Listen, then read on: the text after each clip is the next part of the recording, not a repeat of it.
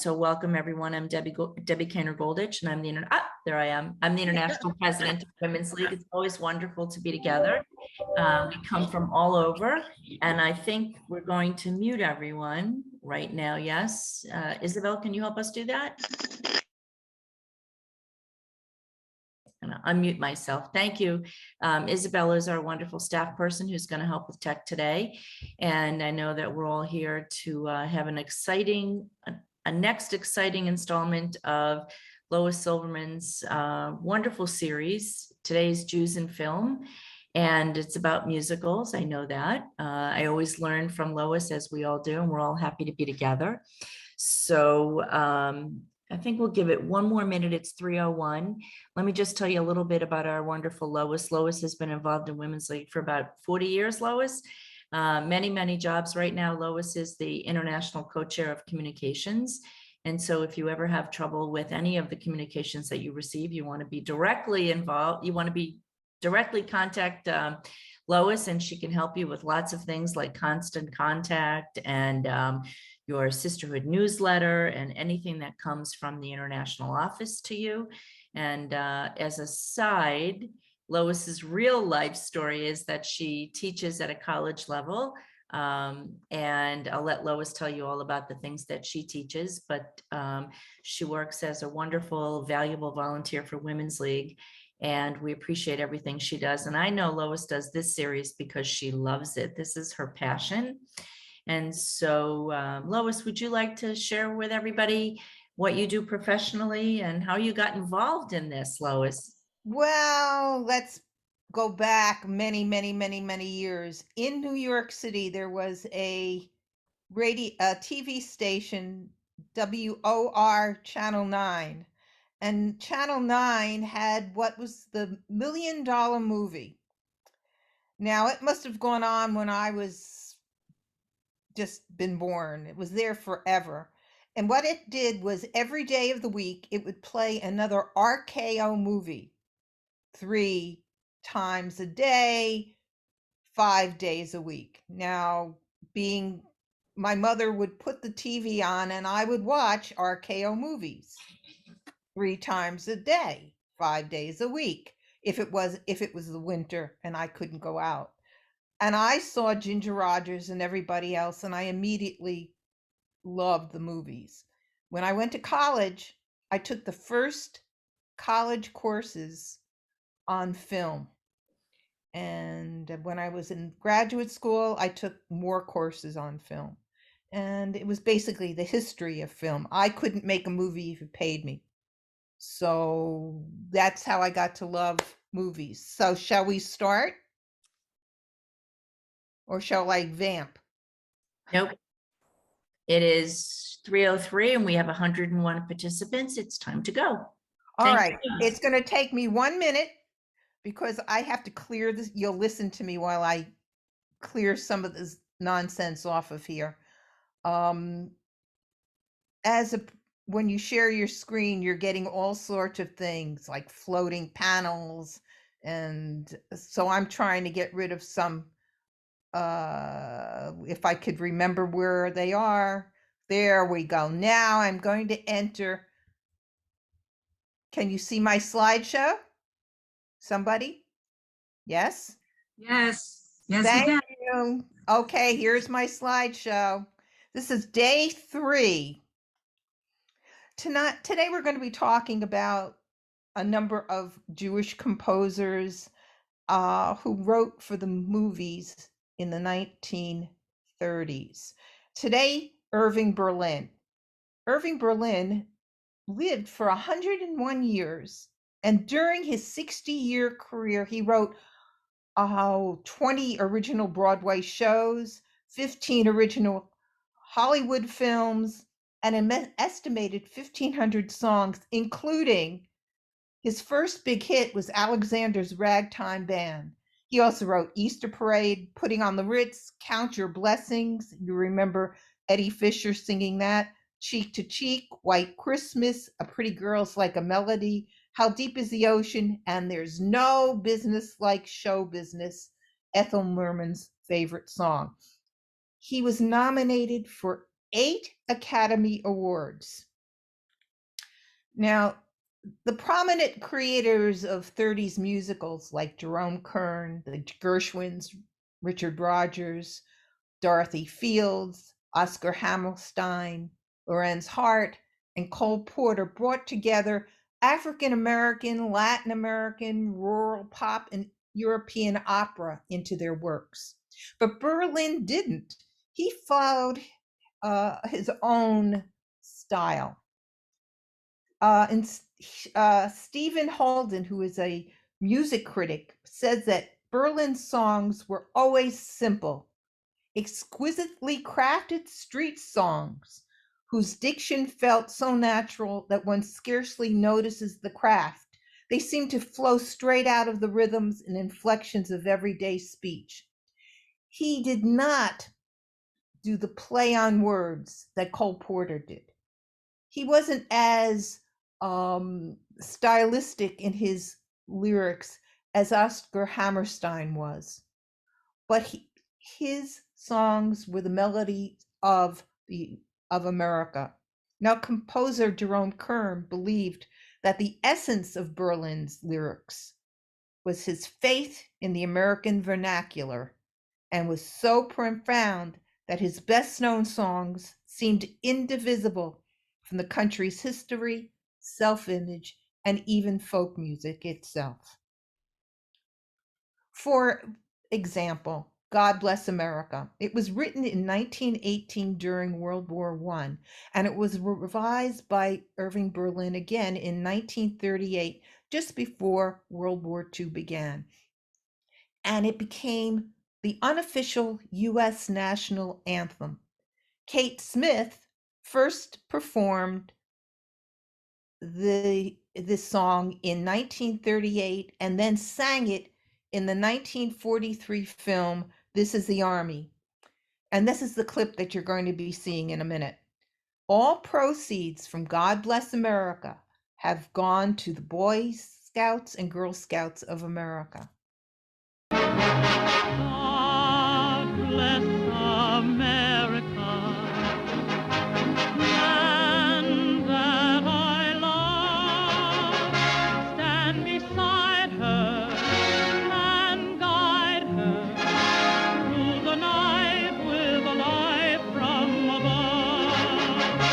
From the mountains to the prairie to the ocean, white with foam. God bless America, my home, sweet home.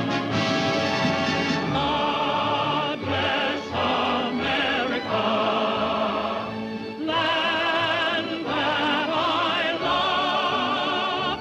Stand beside her and guide her through the night with a light from above.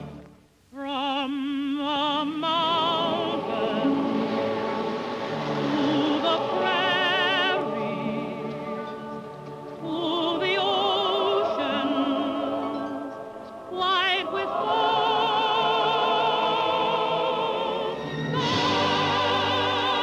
bless America,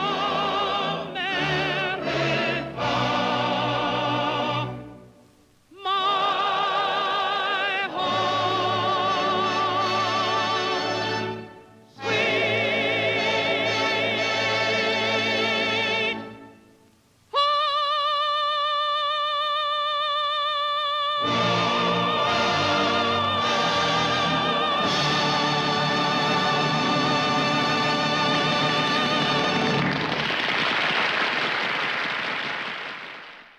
We needed that today, I think. Among Berlin's contemporaries was Cole Porter. Now, Cole Porter, like Berlin, wrote both his own words and music, but Cole Porter's music style was often considered more witty, sophisticated, and dirty, according to musicologist Suzanne McCurdle. Now, why, she wrote?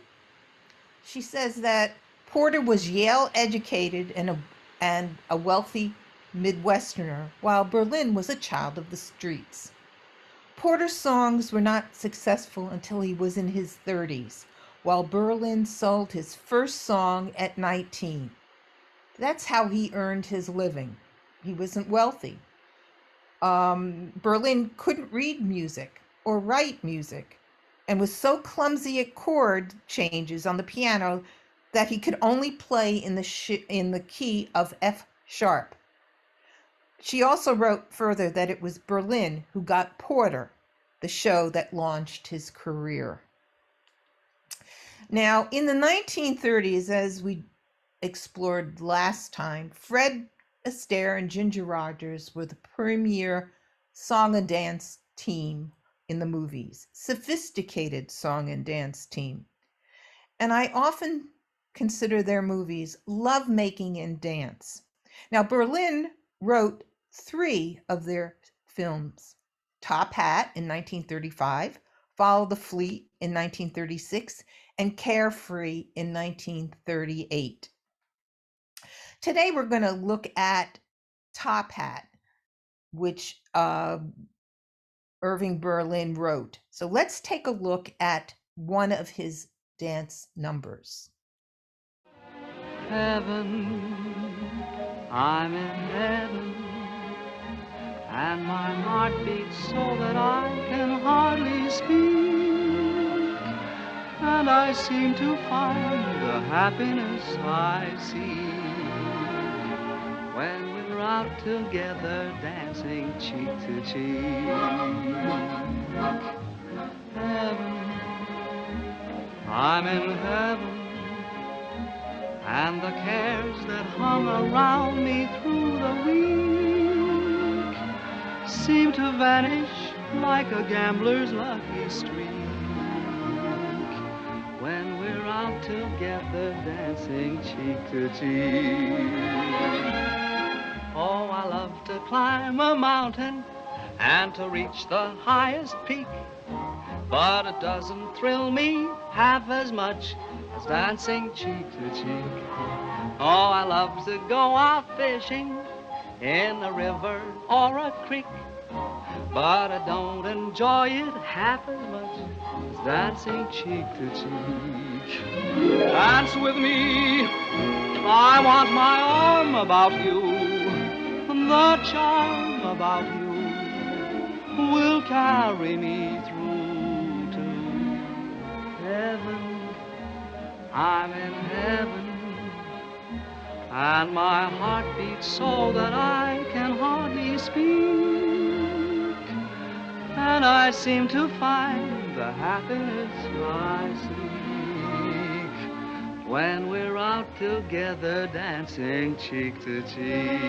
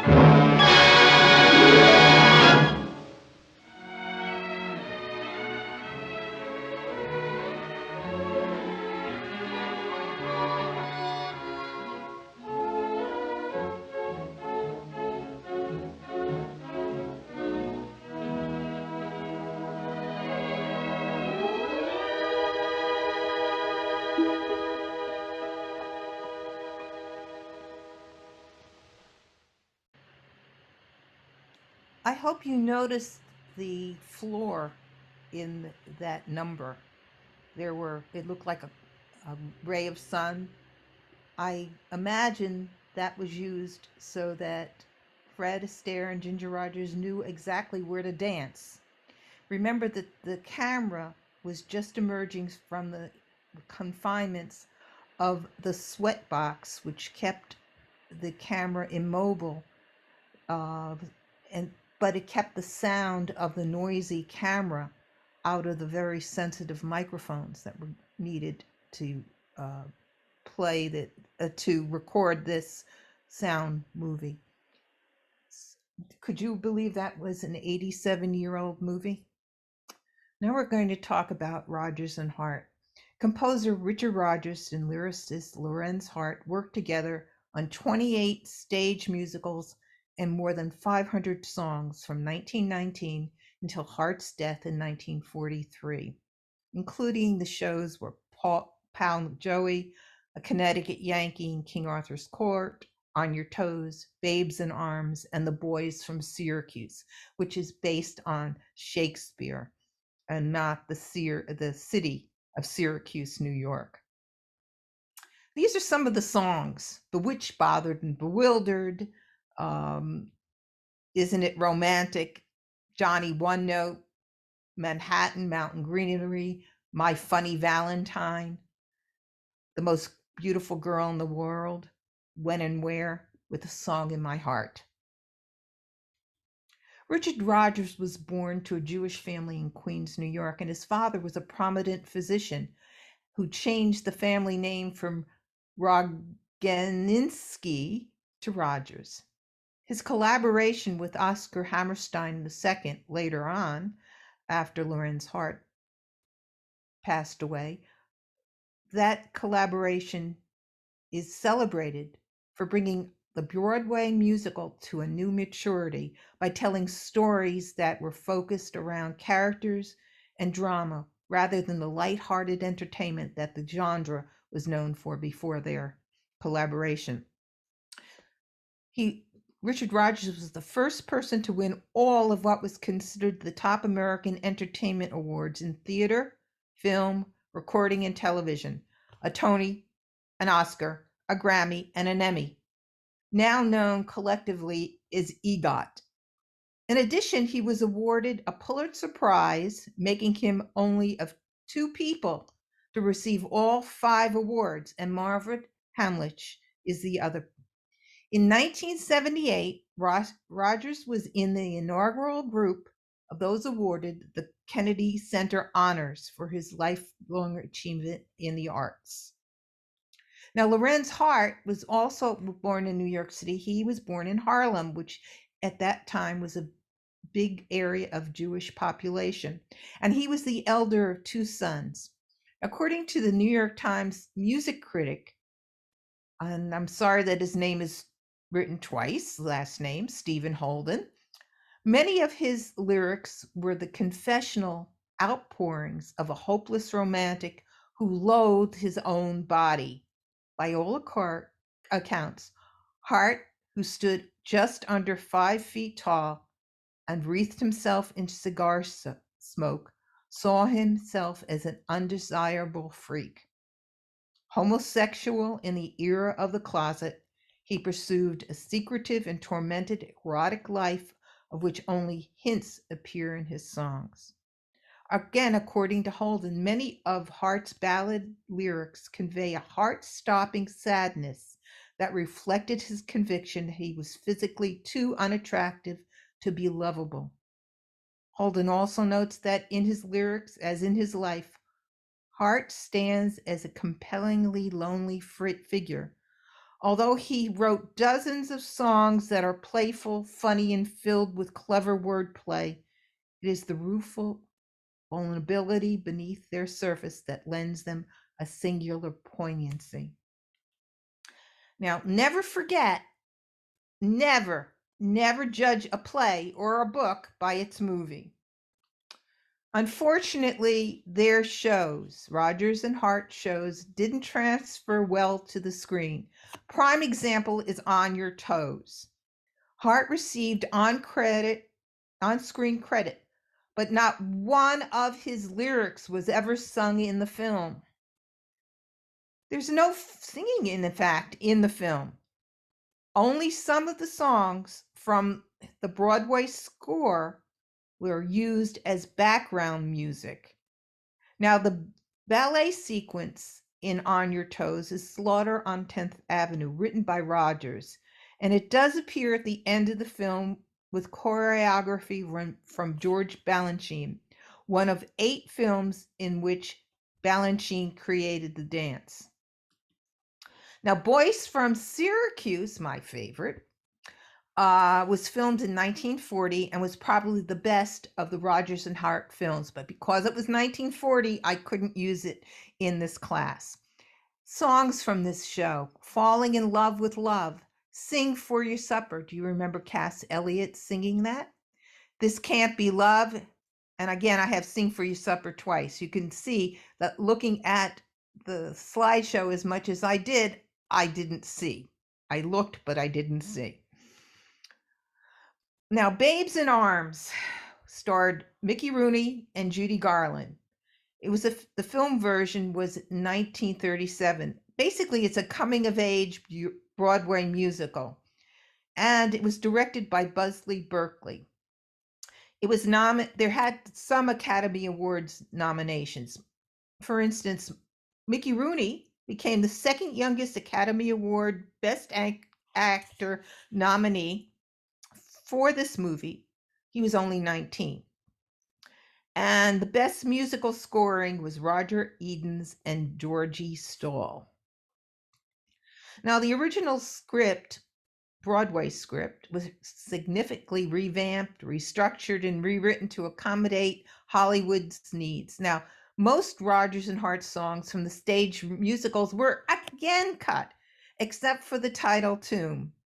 Lady and the Tramp was used as background music during a dinner scene, as was When, Where, or When. Now, Freed and Naco Herb Brown wrote a new song for the movie, Good Morning, later to be seen in the musical Singing in the Rain. God's Country from Hooray for What by Arlen and Yip Hartberg, who would go on to compose the lyrics and music for The Wizard of Oz. That song was used for the finale. Garland and Rooney later sang I Wish I Were in Love Again from the Broadway version of the show in the Rodgers and Hart biop movie Words and Music, 1948. And Garland also sang Johnny One Note in that show. In that movie. Babes in Arms had a very hokey plot. Rooney and Garland are aspiring musical stars who have 30 days to put on a big show and make it to Broadway or get sent to a trade school by their vaudeville parents who didn't think they had much talent. When Berkeley is let loose with one of his widely imaginative musical numbers and Garland starts to sing, the music simply overpowers you, and the power is undeniable. Included in this movie is a cringe-worthy number in blackface, a minstrel show in blackface. MGM's most profitable release was this movie. Most profitable, in 1939. And that, considering the fact that that was the year that MGM released not only this movie, Babes in Arms, but Gone with the Wind and The Wizard of Oz. So let's take a look at one of the numbers from Babes in Arms. It seems we stood and talked like this before. We looked at each other in the same way then, but I can't remember where or when. The clothes you're wearing are the clothes you wore. The smile you are smiling, you were smiling then. but I can't remember where or when. Some things that happen for the first time seem to be happening again. And so it seems that we have met before and laughed before and loved before.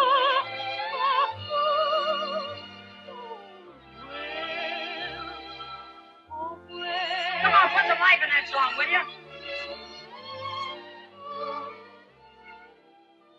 Patsy, will you hook my collar in the back for me, please?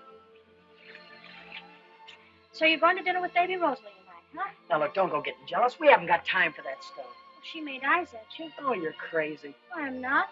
She's practicing to be a glamour girl so she can get back into pictures. Say, if those two sing that song like that, the audience will think it's a lullaby. Seems we stood and talked like this before.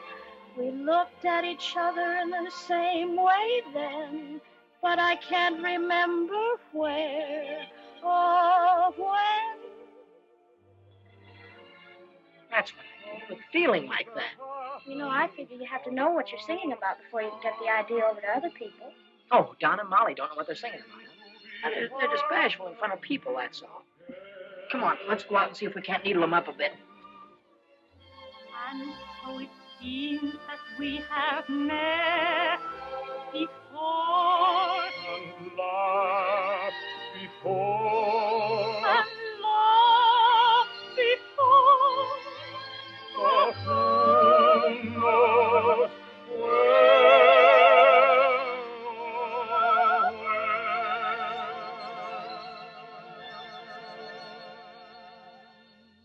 That's what the audience will be doing if you sing the song like that.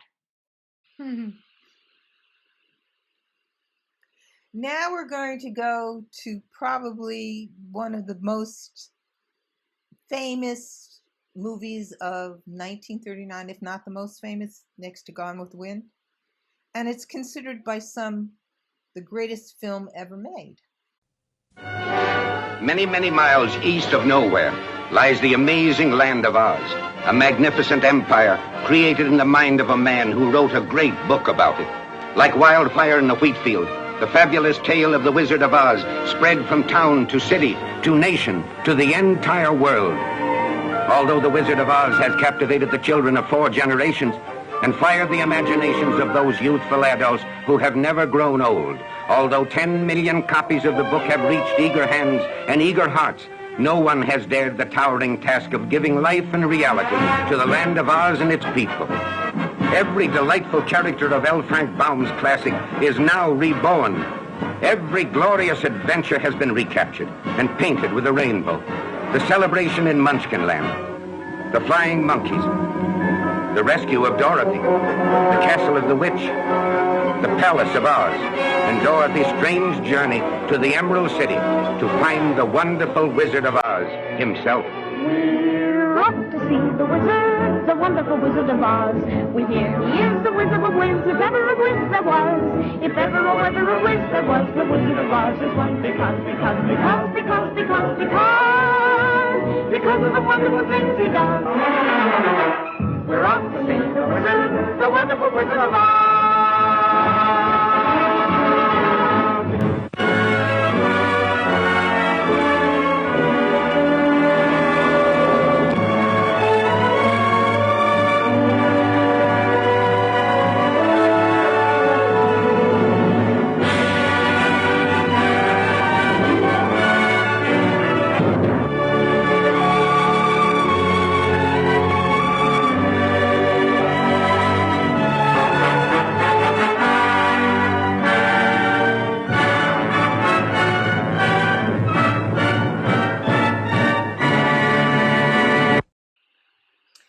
Now, as you heard in that clip, the movie is based on the 1900 children's book, The Wizard of Oz. And it did star Judy Garland, Ray Bolger, Jack Haley, Burt Lahr, Frank Morgan, Billy Burke and Margaret Hamilton, and the Singing Midgets. That's what they were called, the Singing Midgets, as the Munchkins. It was legendary. The movie was legendary for its use of Technicolor, fantasy storytelling, musical score, and memorable characters, and it's become an icon of American popular culture. It was directed primarily by Victor Fleming. Now, Victor Fleming left the production of The Wizard of Oz to take over direction on the troubled Gone with the Wind production, and therefore King Vidar, George Cukor, and Michael Togard went and finished the movie. It was considered a critical success when it was released in August 1939, but MGM spent so much money that it was the most expensive movie it had ever produced, at least up until that time. And it failed to make a real profit for MGM until the 1949 re-release. Now, it earned only $3 million so many dollars on a $2,700,077. I'm not used to big numbers like this budget. And that was not including the promotional costs. It was nominated for 6 Academy Awards, including Best Picture, but it lost to Gone with the Wind. It won in two other categories: the Best Original Song, Over the Rainbow, and Best Original Score. Now, the songs were by Edgar Yipsel Yip Hartberg, Isidor Hochberg, and Harold Arlen, Hyman Arluck. In 2001, Over the Rainbow was voted the greatest song of the 20th century in a joint survey by the National Endowment for the Arts and the Recording Industry Association of America. But it almost didn't make it into the film. For an advanced screening, MGO executives had the song removed because they felt it slowed the movie down. Associate producer Arthur Freed stepped in. He went to head Louis B. Mayer. The song stays or I go, to which Mayer replied, "Let the boys have the damn song, put it in the picture. It couldn't hurt." More than 75 years later, and the film and the song by composer Arlen and lyricist Hartberg are a cultural touchstone. Now, let me just give you some background about what was going on at the time. It was 1939, and things were not going so great in the world of the United States. Was coming out of the Depression, and the world itself was going into war. Now, let's talk a little bit about the song, and then we're jumping back and forth, but we'll also talk a little bit about the world. Just before her dream, Dorothy's dream, she sings the song, and it captures the depths of her loneliness and wishing for pretty things to be anywhere in Kansas. If you remember, Dorothy's living with her aunt and uncle. You never see any children. You just see the older people, the farm hands, but you don't see children. And you'd see the movie in black and white, the black and white of the Kansas landscape. From the moment it was written, the song took on significance greater than the moment it was intended in the film, partly because the duo who wrote it, Arlen and Hartberg, had known some fairly hard times themselves. Now, Hartberg's first hit was Brother, Can You Spare a Dime?, which was a bittersweet lament from the perspective of a homeless man who can't find work. But Hartberg's specialty were lyrics that pined for a better tomorrow. It's about hope, the song, that the bad times will one day be over. The song has offered hope and consolation to people in extreme circumstances. The lament was especially relevant to the late 30s. The movie was released on August 15th, 1939, just 16 days before Germany invaded Poland. Hartberg didn't know what the future held for the Jewish people when he wrote this song. Hartberg was highly critical about organized religion, but he knew that in Judaism, rainbows symbolized divine patience and hope for a better future. On the occasion of seeing a rainbow, in fact, there's a special blessing, thanking God for promising to never again flood the world, and destroy mankind through a flood. We can relate to the feelings of hope within the song, and it's hope that helped the Jewish people through the Holocaust, which was developing in 1939. In 1939, not only was there an invasion of Poland, but Hitler and his minions described what they would do to the Jewish people in February, talking about their plans for the extermination of the Jewish people. The first concentration camps opened. The Jewish residents of occupied lands were stripped of their professional standing. They couldn't be doctors, they couldn't be lawyers. Businesses were closed. This was the reason the movie and the song hit home for so many Jewish people. So we end with the rainbow, for the hope of love and for the hope of peace.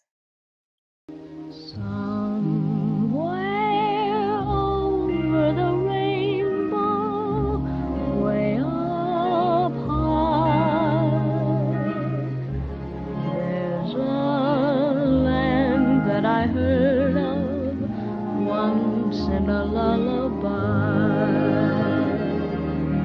Somewhere over the rainbow, skies are blue, and the dreams that you dare to dream really do come true. Someday I'll wish upon a star and wake up where the clouds are far behind me, where troubles melt like lemon drops away above the chimney tops.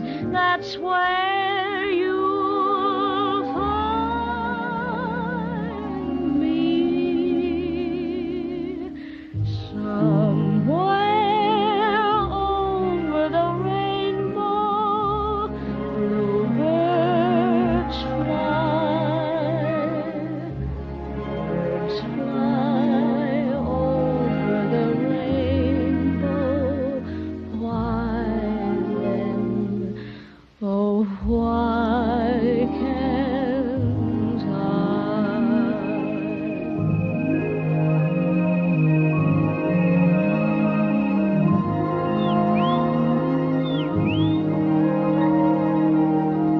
If happy little bluebirds fly beyond the rainbow, why, oh, why can't I?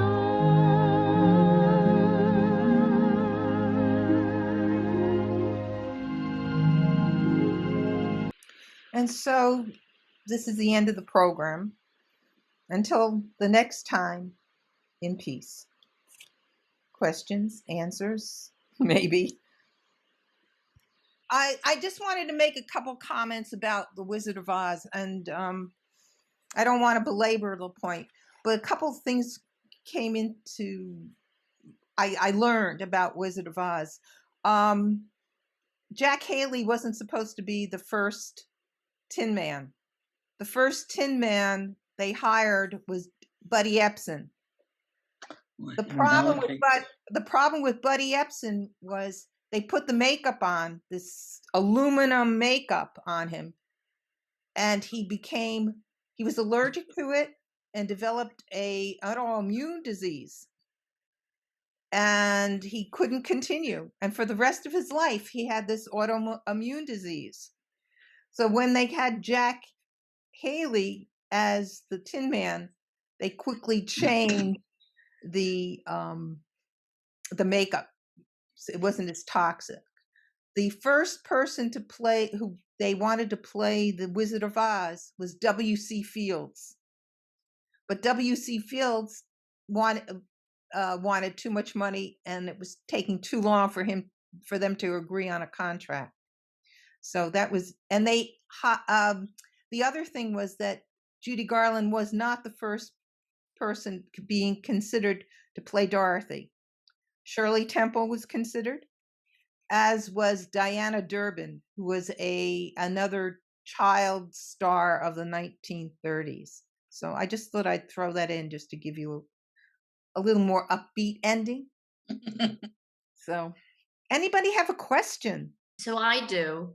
Why do you think Kate Smith's version of that song is used in so many other venues, like sports venues? I know that in Philadelphia, the hockey team played it when they needed a win. They were desperate for a win, and they played it through the playoffs. Why do you think, I mean, other than the fact that it's patriotic and she has this amazing voice, but why do you think that song resonates with so many Americans?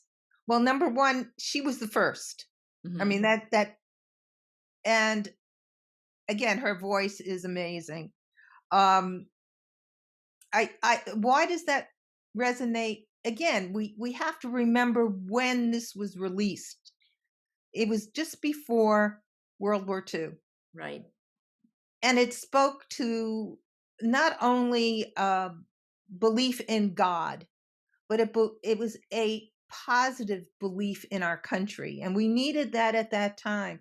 Again, we were coming out of the Depression. People were more hopeful. And let's be honest, we are a God-loving country. We are a country of people who go to church, who go to synagogue, who go to mosques, go to whatever the place of worship is. And that's maybe why it resonates. But even now, people, my point is that song is still resonating, even now, years after World War II. It's uplifting, and it's easily sung. Remember, it is Irving Berlin who wrote it. And as was mentioned in the program, his music and his lyrics come very close to being folk music. Mm-hmm. We would call folk music. Simple lyrics and extremely simple melodies. We can't sing the Star Spangled Banner. I don't know about you. No. I can't get up there, and I mean, if I start really low, I still can't get up there. God Bless America is, except for Kate Smith's last belting of that song, mm-hmm. I can sing God Bless America. Not well, but I can sing it. We'll wait for that next time, Lois. No, I don't sing. One of the songs of Fred Astaire and Ginger Rogers was, I can't dance, don't ask me. And I say, I can't sing, don't ask me. Helene Grants has a question. Helene, please, please, please. Actually, I had an answer. It's just a good song. Simple. It's not right. It's not very complicated. It's, as you said, it's an easy melody, and the words are, as someone wrote in the chat, there's no rockets glaring and dreadful things happening. And as you said, the melody is. A lot of people have wanted it to become our national anthem. There was a big controversy with Kate Smith recently. Mm-hmm. Forget what it was about. Do you recall? Yes, it had to do with her I won't say treatment, but her comments about African Americans. and possibly Jewish people too. I'm not quite sure about the Jewish people, but the African American. Kate Smith was, as I mentioned it very before we even started the program, was discovered by Eddie Cantor and put on his show, and that's how she became prominent on radio. She was always heavy, always a very heavy lady. So, but she did have one of the early 15-minute TV shows. Yeah. On TV, and I remember as a little tiny kid watching the 15-minute Kate Smith show. So yeah, the other song that we all sing happily is "This Land Is Your Land, This Land Is My Land." Again, think of it, the same kind of positive feelings. Helene got it right. I mean, it's positive. There's no blowing up people. There's no highs or lows. I mean, it's just talking about the positiveness of America. Dina has a question. Dina. Yes. When you were showing the films, and I don't remember the name of the film, but it was the one in 1940. You said you couldn't show a clip because it was 1940. Would you expand on that? The Boys from Syracuse. It was made in 1940. And since this series was the musicals of the 1930s, that was the only reason. So it wasn't legal. It was. No, it was. Yeah, it's a great. You know what you can do? Go do a Google search for YouTube. You can watch that whole movie on YouTube. It's Boys from Syracuse. I just wondered whether it was a legal issue that you said. No. There may be legal issues when we post this session about, copyrights, but we might be able to get around it. So Sherry Fox wants to know when you're going to do a series of the 1940s. That was my question. I don't know. I mean, next year, same time, same bat channel, same bat channel. All right. Marcia Topple has a question. That was my question. When is she doing the 40s, the 50s, the 60s? I am doing an 8-week course for SUNY, my last course for SUNY, since I'm not in New York State anymore. I'm doing it on the year 1939, all the movies of 1939, and there were a lot of good ones. Okay.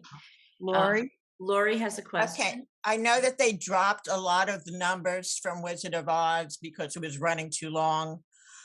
I was wondering if one of the songs that Yip Harper had written that was used in Finian's Rainbow, Look to the Rainbow, had anything to do.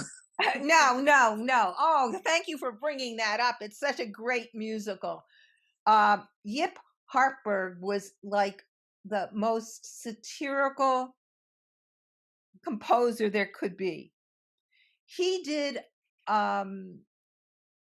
Finian's Rainbow, which is a satire of black and white relations. I mean, the music was outstanding. The lyrics were hysterical. When one of the songs was called "When the Idle Poor Become the Idle Rich," we'll never know who is who and who is which. He did a whole mess of them. He wrote satires later on in his life for the Mitchell Trio. And I used to know, let's see, should I write a letter to my congressman? Each congressman has two ends, a sitting and a thinking end. But since let's get that back. Since he relies so much on his seat, why bother, friends? He did a lot of them. So I'm sorry, I messed that one up, but I'm not a joke teller either. Anybody else have a question? So I have a comment. Is that Lori, Hazel? and Lori. I can watch Fred Astaire and Ginger Rogers dance all day, number one. And that particular dance that you did quite a few years ago, the Metropolitan Museum had a Hollywood costume show, and they had that dress, and they had his tux and his shoes. And he had small feet. He wasn't a big person. And that dress, he was famous for saying that he hated the dress because as they danced, feathers flew off and they got in his face, they were in his mouth, they were all over the place. And in that same exhibit, they had some costumes which were uncredited, which was amazing because there were credits for the designer of the gowns that Ginger Rogers wore. For Midsummer Night's Dream, for all the little fairies, which were beautiful costumes. They were magical, and there was no credit for the designers and the creators, for the people who stitched them. They didn't have a strong union, or as they called them in Hollywood, guilds. They didn't have a strong, think about all of the fashions. I was wondering how she could even dance with those feathers going all over her face. But look how beautiful it looks. It looks so wonderful, that dress. Everybody did spoofs of that on Saturday Night Live. Steve Martin and Gilda Radner did that same dance, except they were hysterical, but they were trying to copy what they did. I mean, as I said, that was an 87-year-old movie. The plot is corny, but you don't care. You don't care. You watch it. You just are. Some of it is you just love the dancing. You love the costumes. You love the Art Deco furniture. I wish I had a house, my grandmother's furniture, which was totally 1930 Art Deco. Cheap Art Deco, but Art Deco. So we have some more questions. Naomi, and then Mindy Weinstein. Naomi? Muted. Yes, she knows, probably. Mindy, why don't you start, and Naomi will, there's Naomi. There's Naomi. Hold on. Go ahead, Naomi. I have a question. Who was Fred Astaire's favorite dancer? When I found out long time ago it was Rita Hayworth, I was shocked. But I went back to watch the movies they danced in, and they were perfection, absolute perfection. So I understand what he meant.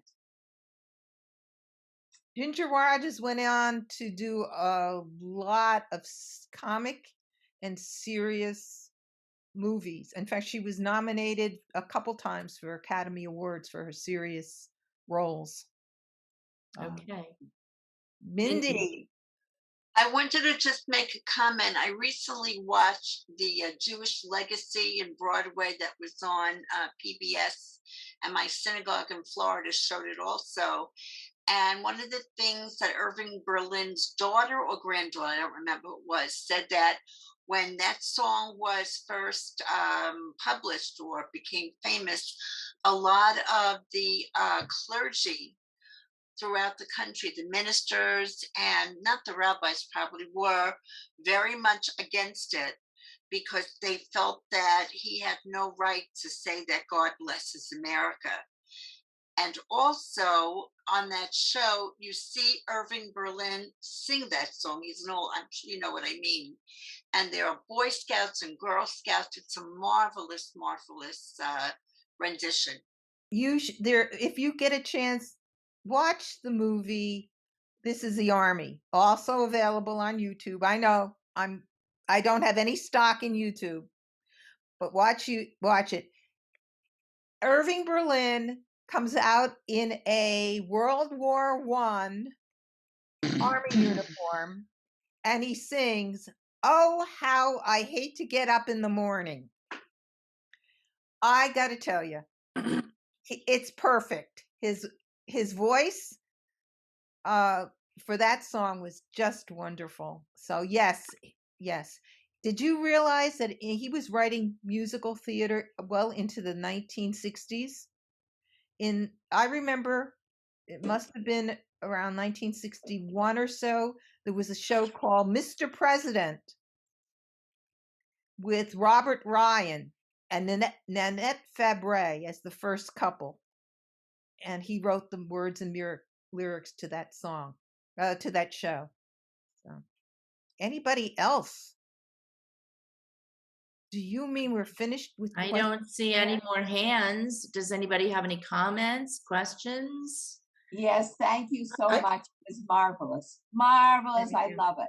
And I apologize as I get, you have to understand, I was an English major, but I needed somebody to proofread my own stuff. So please, you saw double, triples of words. I apologize, but that's me. So I have a comment. Our Chazan does sing God Bless America right before he does the prayer for Israel, which he also sings. And he said, he told us a story about this, and he said, when Irving Berlin was a small child, his mother every morning would say to him, God bless America. And she didn't speak much English, but this she knew, God bless America. And she told him every day how lucky we were to be here because she had come from the pogroms and she was happy to have landed here and lived here. And so she told him that. So he wrote this song for her, and he wrote it easily so she could sing it and that she could tell the words, because the words are very simple. That's a wonderful story. That's a great Isn't that a story. great story? I Chazan love it. Propus told us that at Chartzadik in Michigan. Wonderful. Yeah. And it's a shame we can't have that as our national anthem. Sorry. So I see one more hand, Lois, from Sheila, who needs to unmute. Sheila, you need to unmute so we can hear you. Hi, Lois. Thank you very much. Unfortunately, I had a doctor's appointment and I got this really late. So this is being recorded. Can Yes. it be sent to me? Like, how would I get this? It will, I promise you that it will be on the Women's League website. And all you have to do is do a search for it. It should be under, not internet programs, Women's League webinars and Zoom programs or something Yes, like that. Isabel might help us. Isabel, can you tell us what it'll be under? Yes. So it will Isabel, be under. can you send me the link to No, my no, wait, email? Sheila. You click on programs. You click on programs, and then you click on Women's League online programs and webinars. Correct. Yes. We don't send the link to everyone. It's on the website. Members Not go to into the not to website. interrupt. This is Sherry Fox. You can also go to YouTube, sign up for the WLCJ subscription, and all of these programs are on the YouTube channel. Or you can get them right on our website. As a member, you go right into the website and they're there. And all I of recommend Lois's, the website. right, all of Lois's programs from last year, the series, and this year are all together. And Razel or Isabel, one more time, tell everybody where to find them on the website. You go on the top of the screen on the home page, there's the word programs. You just hover over the word programs and there's a drop down menu and you click Women's League online programs and webinars. You click on that and it'll show you all recordings of past programs. And you find the program you want. I have to, oops, I'm sorry. I have to let you know that there was, oh gosh, I'm sharing my screen again. I'm sorry. I shouldn't be. I was looking for the chat. This is a great thing that I forgot from Marjorie Furman, that Woody Guthrie's This Land Is Your Land was written in opposition to the religious feelings of God Bless America. I hope I put that right. In opposition to, let's be honest, a lot of people, you know, we don't always express our feelings, whatever it is, but he felt that he had to express his anti-religious feelings for God Bless America. So, Woody Guthrie, I love him anyway. So anybody else? So Lois, we want to thank you very much for another great session and for a little bit of information from Razel and Isabel on how to find these programs. And again, every series that Lois has done for us, every program is on the website under programs, plus many of our other programs are there if you'd like to go into the website. And if you have any trouble getting into the website as a member, you can always, I say this all the time, you can always call Razel for help or email Razel, and Razel will gladly help you get into the website. We thank Isabel for her tech support today and Razel for her information. And Lois, we can't thank you enough for all you do for Women's League. You're such a valuable volunteer. And we thank all of you for being with us today and spending your afternoon. It's been a pleasure, and we hope to see you all very soon. Bye-bye. Thank you, Lois. Bye. Thank you, Lois. Bye. Thanks, Bye, Lois. everybody.